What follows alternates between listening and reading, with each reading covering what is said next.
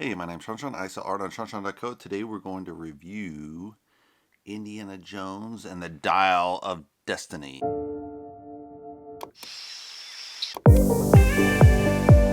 So this is a film by James Manfold. Obviously, Steven Seagal and Lucas,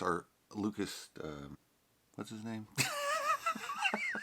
Are behind it, but they're just the executive producers. They put the money up. They hired this guy to direct it. But very definitely spot on for Indiana Jones. Actors are Harrison Fuller plays Indiana Jones. Phoebe Waller-Bridge plays Helena, his goddaughter. Antonio Banderas plays Renaldo. Karen Allen plays Marion. Mads Mikkelsen plays Dr. Fuller. So Indiana has a goddaughter called Helena. She steals this half of the Archimedes dial that apparently turns back time, and Indiana's on the chase to recover it because he's been blamed for a murder in New York City. At the same time, you have Dr. Fuller from the late 40s Nazi period that originally had the dial is after her as well to recover it because he wants to change time and have the Germany win World War II. So I think they had a really good storyline for this, for the Indiana Jones film. Classic, right in line with the character build, so I really like that part of the element. The CGI to de-age Indiana Jones was really well done. You didn't de-age his voice, unfortunately, but I mean, you can't do anything with the voice, I don't think, to make it sound younger. Maybe you can, I don't know, octone it a little higher or something, who knows, but you can tell it's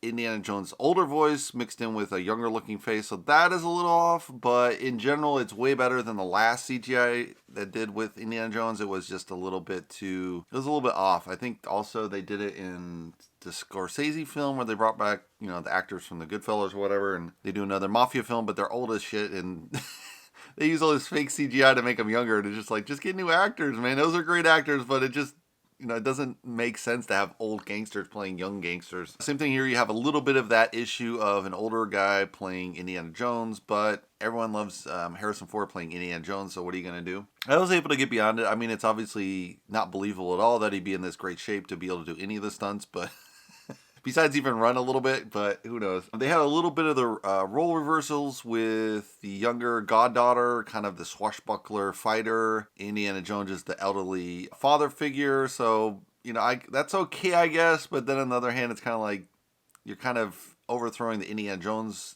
with this spunky new kid. But if you look back at the old Marion role, she was a little spunky kid, more 70s role, so I guess they're updating the film a little bit, but a little bit of woke agenda there, just a little bit, with unrealistic female fighting capabilities, but they've been doing that for a while. They have a really nice backstory for Indiana Jones with Marion, how they got separated, and the son dies in the war, so that kind of creates this really jaded figure of Indiana Jones, which is a kind of nice figure because he's an older gentleman now, obviously. So it's really cool to see that as a backstory. It was just very briefly touched on. They probably could have filmed a little bit of it and then cut back some of the other scenes, I think. That kind of would have been nice. Like they could have shown Marion being pissed at him in the beginning versus just showing him putting a magnet on top of her face, which is okay. It's a faster way to show it, but it would have been nice to her just like tell him to get lost or something, and it would have been like, oh, you start off Indiana Jones like this, So that kind of would have been a little better because they do use Marion at the very end of the story, so it would have been nice to kind of see her at the beginning, I think, to kind of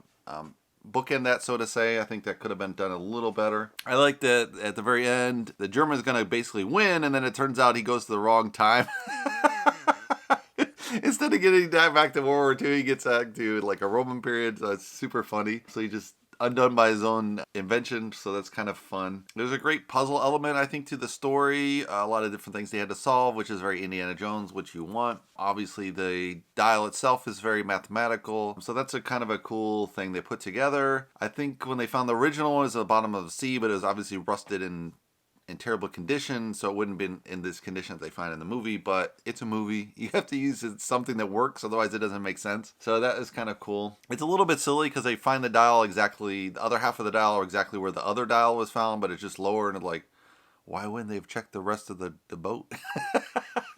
So that's kind of odd. I like the story. There's almost no flaws in the storyline, I would say. I think I just really can't see many flaws. I mean, just that little touch maybe with Marion in the beginning might have been nicer. Maybe the son passing away, showing that versus telling it. But it is 2.5 hours, so if you show it, then it's going to be 5 minutes of film added on to 2.5 hours. So it's kind of like, do you really need to show that? It didn't feel long at all. Great venture all the way through. So really fun film. I was surprised. I thought it would be kind of hokey, but I really liked it.